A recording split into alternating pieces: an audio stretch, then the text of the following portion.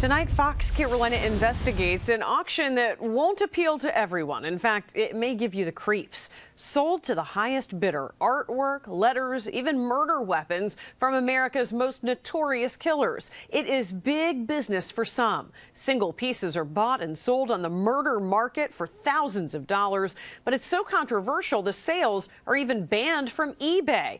Well, tonight we're going in depth on this bloodthirsty business, and Fox Carolina's Nikki Davidson has more.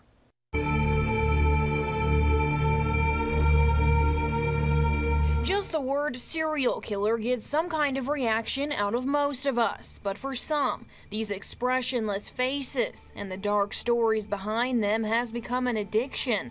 Collector William Harder tells us he can't get enough of prying into the minds of killers. First time I saw a drawing by a serial killer, I wanted to have it. So I immediately wrote that particular offender and eventually started visiting with him and began getting my own artwork. Now he visits local prisons often, befriending even the most notorious villains like Charles Manson. He also runs Murderauction.com. He says buying and selling crime memorabilia should be considered a hobby. The site works like this. People sign up, create a profile, and sell their own collectibles. The highest dollar item from South Carolina on the site now is this sketch belonging to notorious serial killer Donald Pee Wee Gaskins. Convicted of murdering 10 people, he claimed he'd killed over 100. He was very smart, very crafty, and very evil. Former solicitor Dick Harpootlian was the prosecutor for Gaskins' final case and knew him well. He visited Gaskins often in his prison cell. He even got a look at the artwork. Very similar to what you saw in Silence of the Lambs. I mean, underground, brick, tall, and Pee Wee was down there, and he showed me the drawings that he was doing at the time. And of course, I didn't think they were very good. But Harpootlian has something that would be considered gold on the murder market. Metal from a homemade bomb Gaskins used to blow up a fellow inmate. It was his final murder. That would be put in the thousands. Something like that it's a one of a kind. It's extremely historical. It's basically a murder weapon. Something like that from a case that historic could fetch a lot of money. So he asked Harpootlian the big question, would he sell it? If somebody wants to buy the metal they took out of Rudolph Tyner's brain that Pee Wee blew him up with, call me. Thousands of dollars.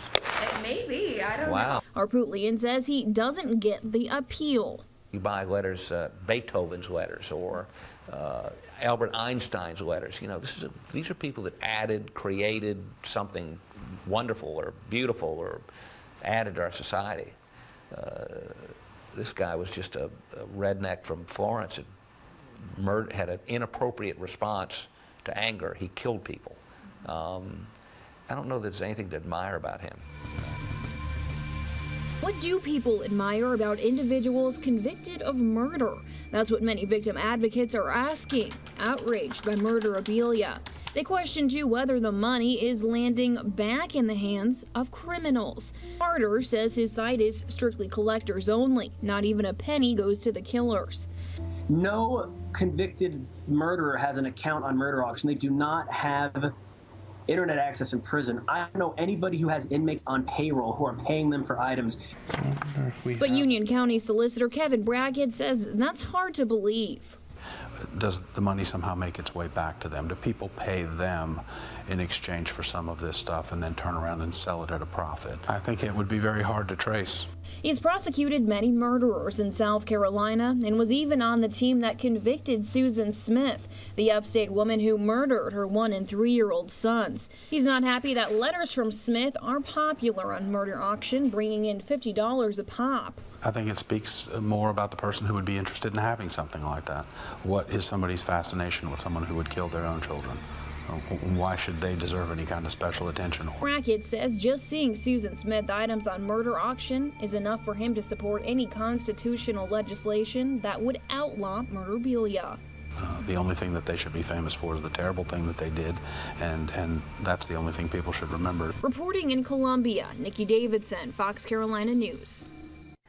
And Murderauction owner William Harden says there are some things he's banned from the site, talking about dirt from victims' graves, items relating to the 9/11 attacks, and photos of children. At this time, there are some victim advocacy groups pushing for legislation for murderabilia sites to be shut down permanently. We'll let you know. Well,